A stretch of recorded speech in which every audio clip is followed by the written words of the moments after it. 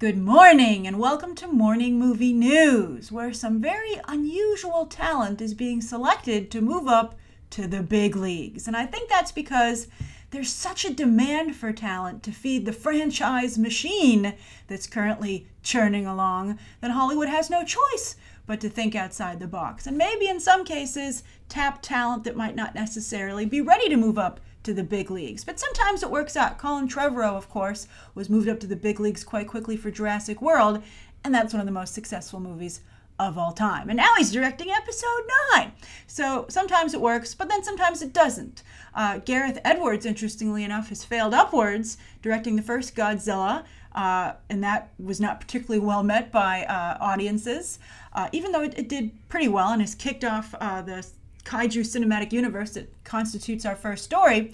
But then, of course, he went on to do also to Star Wars, to Rogue One, and his entire movie had to be redone by Tony Gilroy. But anyway, the next director to get called up is Adam Wingard, and this caught a lot of your attention it happened like 2 days ago. I'm sorry, I've been very focused on Wonder Woman. And I got a number of you asking me what I thought about him being selected to direct Godzilla vs. Kong. And I think it's a very interesting story on multiple levels. There's the public side of it, which has been presented by the trades, the way they're spinning his being selected to direct the film. But then also there's a little bit of a behind-the-scenes situation that I want to address, which I think is the most interesting. So anyway, Adam Wingard, first off, he does fit the type of director that Legendary has been attaching to this cinematic universe. Gareth Edwards did the first one, first Godzilla. Jordan Vogt-Roberts did Kong Skull Island. Very successful film. It wasn't like a boffo success like Jurassic World, but it, I think, more than broke even. So that's exciting. And then Michael Dougherty, who's coming off of Trick or Treat, and Krampus, is doing Godzilla King of Monsters, which is up next. Although Michael Dougherty, to be fair, was the go-to writer for Bryan Singer for quite some time. He's almost Bryan Singer's protege, you could say. So he certainly is not lacking for experience on major sets, even if he hasn't been at the helm. So Adam Wingard fits. That's a nice box set of directors for Legendary's kaiju cinematic universe. And they said in the coverage that Adam Wingard is a very big kaiju fan, and that's one of the reasons that he got the gig. They also said he's an up-and-coming director, which is true, and that he's very in demand actually by the studios because apparently he is nailing his studio meet and greets. You know, if you have representation, they'll take you around, you'll talk to the head of production at a number of studios and production companies. They'll get to know you, they'll be aware of your work because you're on a lot of short lists. And if you really click in the meetings, they'll be like, oh, I want to work with that person. That seems like someone who would be a good part of our family.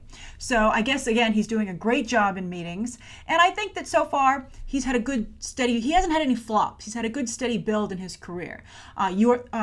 Well, we'll talk about You're Next in just a moment. That's the one I want to make the point on. But of course, he directed The Guest, which also helped Dan Stevens' career. He eventually ended up being The Beast. And of course, his next project, it's a good thing he signed for this before Death Note debuted on Netflix, because who knows how it will be received. There's been some talk about whitewashing in Death Note, although they did change the location of Death Note to Seattle. So that, I think, tries to at least make the change of the ethnicity of the cast organic. But anyway, there's a lot of interest in Death Note, so he has some heat from that as well. So that's what makes him a quote-unquote upcoming director, hot upcoming director. But I wanted to talk about You're Next, because you might recall I reviewed that movie. And I said, well, also, I guess he has had one flop, the Blair Witch, the surprise Blair Witch sequel, remember? That did not turn out well. And he's like, it was a surprise, and luckily it was so last minute, no one really paid attention to it. You know, not just audiences, but also the media, luckily. But anyway, when I reviewed You're Next, I said, this isn't a great movie, but it's a fantastic example of how to build a career and how to direct a cheap film that makes it look like you know what you're doing and that you should be called up to the big leagues. And it worked. So if you're interested in being a director, I would really look at Adam Wingard's work, because he has a very strong directorial voice that's immediately apparent with the films like You're Next. And even though the film isn't particularly good, I guess they're like, well, Adam Wingard's not going to write our screenplay, so we're good. Even though the film isn't great. Some people liked You're Next, though, but I don't think it's not like, I don't know, as bold as, like, let's say Get Out from Jordan Peele, right? But the directorial choices are so strong and so in your face, and there's such strong authorship that you really like, oh, this is a director to watch. This is a director who makes strong choices and cares about, he thinks through camera placement and shots, which not a lot of directors do, interestingly enough. So really smart. I think that I would almost say that Adam Wingard's career has been engineered to date not to make money, for his films to make money, but to be great calling cards in the industry, to hand out to people to say, you should hire me for your big blockbuster. And it worked. So let's see how he does. Now it's time for him to actually deliver. And he actually has to have a movie that makes money now, and that's tough to do. Not everyone can be Colin Trevorrow. Now, speaking of the Kaiju Cinematic Universe, Millie Bobby Brown from Stranger Things is going to be in the new Godzilla film, which Michael Dougherty is directing. And her co-star from Stranger Things, Charlie Heaton, was in the news yesterday for signing on for New Mutants to potentially play Cannonball. He hasn't totally signed on. He's in talks, but I guess they feel good enough about it to float the story out to the media. And New Mutants trended for like a second. It like popped up to like number 10 in U.S. trends like once or twice, but it couldn't get any higher. But I think still, it's a slow week because everyone's just giving Wonder Woman a wide berth, and I think we're coming off of the Memorial Day holiday weekend too, which I hope works well for Wonder Woman because everyone's just like focused on Wonder Woman. So, but it's good that New Mutants could also get a headline out of that, very slow news cycle. So he's potentially going to play Cannonball in this film. And it's interesting. You would think more talent from Stranger Things would be getting into projects. I would think Joe Keery would be getting a ton of projects. He played Steve Harrington. I thought he did a fabulous job. He's most recently been seen in the Domino's commercials doing a Ferris Bueller impression. He certainly has that 80s look, but he doesn't have the charisma of Matthew Broderick in that role. And I think that those commercials only underscore that. Like, he was so great in Stranger Things, and then when he's trying to do Matthew Broderick, you're like, oh, I guess you're not that great. And so that didn't turn out so well for him. But Joe Keery actually is going to be in Aaron Sorkin's directorial debut, Molly's Game, so he's got at least something on the table. But this is a much better deal for Charlie Heaton, who played Jonathan Byers, Will Byers' older brother, and Steve Harrington's romantic rival in Stranger Things. And he's going to be joining Anya Taylor-Joy and Maisie Williams as members of the New Mutants. And that's actually, they all kind of fit. They all have kind of the same similar look. And they're also Rosario Dawson, as you might recall, is in talks for this film, and they still have to cast Sunspot, who's supposed to be a Brazilian playboy, as in the comics, and then also Danny Moonstar, they'll need a Native American actress for that role. And they said that it's going to be a horror setting, but the more they talk about it, the more I don't quite understand how that's going to work. Like, for instance, Cannonball, his power is not exactly subtle. I mean, he can basically, his whole bottom half becomes a rocket, but just like a giant exhaust, a giant like fireball, right? He doesn't actually turn into a rocket, right? But he like turns basically the second half of him turns into a rocket, and he's invulnerable while blasting. So that seems like a really big power that really wouldn't go in like a low budget horror film, right? Plus, if he can do that, and magic has the ability to teleport, how are they trapped in a facility that they have to escape from again? I'd be like, this should take you guys like 2 minutes. No wonder you need training. So I think it's cool. I'm glad. Stranger Things, I love Stranger Things. Maybe one of the reasons more, also though, the main kid is in It also.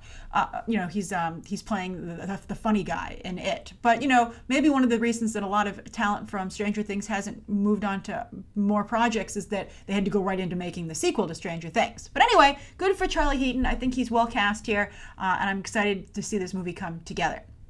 Then the third story of the day, this is really interesting. Travis Knight, of course, is directing Paramount's Bumblebee spin-off movie. And Travis Knight comes from Leica. This will be his first live-action film. And Travis Knight is also very interesting because he's the son of Phil Knight, who owns Nike, and like single-handedly financed his son's cinematic ambitions, right?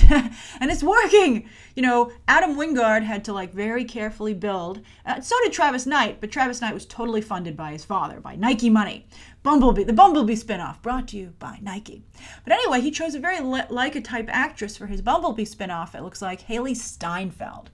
Hailee Steinfeld is very interesting. She, of course, came to the silver screen through True Grit with the Coen brothers, Oscar-nominated, but has had a really hard time finding a space post True Grit. She got a lot of attention, as anyone would who has a lead role from out of nowhere in a Coen brothers movie, right, opposite Jeff Bridges and Matt Damon.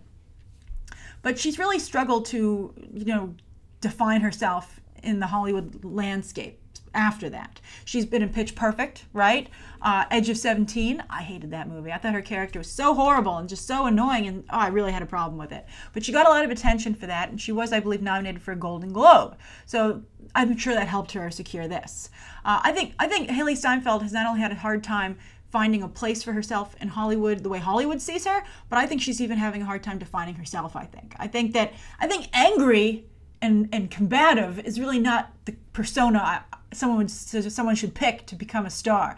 Like, don't you want to invite me into your homes to complain and make it for awkward interactions? And you're like, I'm going to watch something else. But again, to be fair, a number of people did like Edge of 17. So she might star, and they are keeping the script under wraps, but it's written by Christina Hodson, part of the new Transformers writers' room. And she, of course, wrote Shut In with Naomi Watts, which nobody watched. Unforgettable, the Katherine Heigl, Rosario Dawson, what a small town. So Rosario Dawson's latest movie, where Katherine Heigl was like, don't steal my man, Rosario Dawson, I'm going to kill you. I saw that movie, actually. It was okay, but I wasn't like, who wrote this, right? And this is also the writer who's supposed to be writing Gotham City Sirens. So you're like, I haven't seen your ability yet, but I guess it's there? I don't know. So the rumor, though, is that Hailee Steinfeld will be playing a female mechanic. I don't know. It seems like to me like she might be playing the older version of Isabella Moner's character in Transformers The Last Night. But Isabella Moner has her own fans. So I don't understand why you wouldn't just stick with that actress. I don't know. I think that I really have a hard time understanding where Transformers can go, but we'll see if The Last Night can answer some of those questions. But I don't know what Travis Knight could possibly do with this, and I don't know what Hailee Steinfeld could do with this. I just think this is a situation where both of them want to work in a major project, and this is the only thing they've been offered. But I'm curious, does that sound good to you? I just can't imagine it, but I hope I'm surprised.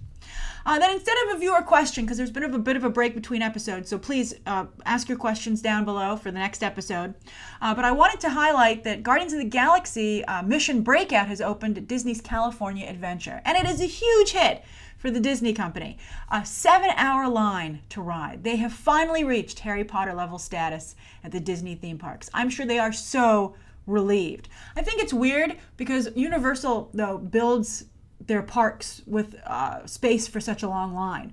But, I saw photos of the line for Guardians of the Galaxy Mission Breakout in Disneyland, and the line just was going throughout the park. And that kind of, I think, hurts the, part of the fun of going to Disneyland or Disney World or any of the theme parks is just being in the theme park. So I think that kind of breaks some of the magic of the experience. If Disney wants to have lines that are this long, they're going to have to figure out a better way to manage them. Universal tucks them in the back. I mean, who hasn't gone to Universal Studios and turned a corner and saw just like a sea of people snaked in a line and just been like, well, I'm going to be here for hours. Where's the single rider line? I don't know if there's a single rider line for Guardians of the Galaxy Mission Breakout, but if there is, I would recommend it if you can't get a fast pass. Also, California Adventure only does same-day fast passes, whereas Disney World has you can get, like, if you're staying in the parks, you can do a 60-day in advance fast pass reservation, and if not, 30 days in advance if you buy your ticket. So that should be a little bit better for people trying to go down to Orlando. But 7-hour line. And one of the reasons I think there is such a long line, not only because of the demand for the ride, but they very cleverly programmed it with 6 different scenarios, including featuring 6 different songs. So everyone needs to ride the ride 6 different times, at least, because it's very unlikely you're going to get a fresh scenario every time you ride, because, it's just randomly done. So you will have repeats before you've done all of them. So that's very clever of them. Very, very clever. And the fact that it's not just the song that changes, but the scenario, that's some genius business planning there, Disney. Also, Pandora opened at Animal Kingdom in Orlando, speaking of Orlando, and is also doing very well with 2 to 4 hour waits. It probably has a shorter wait time because of that advanced fast pass reservation system. That's probably helping it out a little bit. But just wait until Star Wars Land opens in both Disneyland and Disney World. The wait for those rides will probably be days. People were, in fact, lined up in front of California Adventure, apparently, before they even opened, like a 5-hour line outside the park because of the anticipation of that ride. So good for Disney. And also, it's going to really, if you think there are a lot of movies featured in theme parks now, it's only going to get more so after these successes. Because while the old traditional Disney properties are, of course, popular, they don't drive fan engagement like these current films clearly are doing. So has anyone, by the way, ridden any of those rides? Some of you told me you were down in Pandora and Animal Kingdom. Please, down below, tell us how the experience was. How long were the lines? And also, has anyone ridden Guardians of the Galaxy Mission Breakout? Be sure to share your experience down below. All right, thanks for watching. Let me know what you'd like to see covered tomorrow. Again, any questions that you might have, and you can check out some more videos right now.